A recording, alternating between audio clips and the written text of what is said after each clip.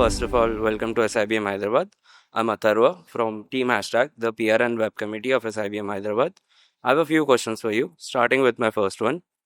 As a leader, as a founder who prioritizes fitness, how do you manage your time effectively?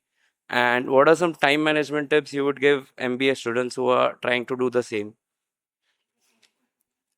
So actually, now it feels effortless. I think I prioritize my workout routine first thing in the morning. 99% of the time, it's the first thing I do. So by the time most of the people, my peer group is awake and gets to work, my 5 hours of the day are pretty much done. I wake up at 5 a.m. daily. So before the kids are off to school, so that's my routine. So, and I think it's not like if I can, let me go. I will go irrespective of today. I had to come here.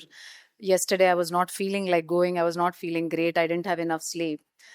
But I'm not saying that go when you're not feeling great, but I'm saying that just show up for half an hour, do a light workout. So I think that's how I prioritize. And I think showing up is very important. So I've always made it a priority because the whole day's tone is set because I get that one thing done. Yeah. Moving on to the next question. What are some common misconceptions about entrepreneurship that you think most students should be aware of before they start their journey? So I think the biggest challenge is some things are around, they don't think through the roadmap. So it's very important to put it on paper, think through what are you going to deliver, have a timeline, because a lot of time goes in just thinking that I'm developing this.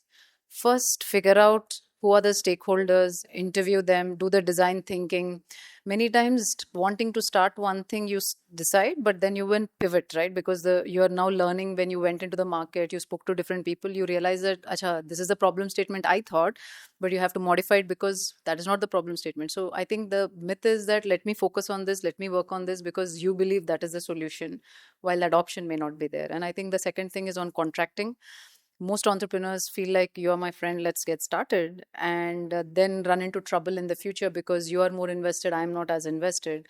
So no matter what the relationship, it's great to do business with friends, but it is important to formalize it, and in terms of contracts, agreements, who's going to be doing what, lay down the groundwork as to whose roles and responsibilities. So I think misconceptions are that, let's get started, let's figure out the paperwork later, which always results in bad things, right? So yeah. Thank you for your valuable time, ma'am. Yeah, thank Thank you you so so much. much.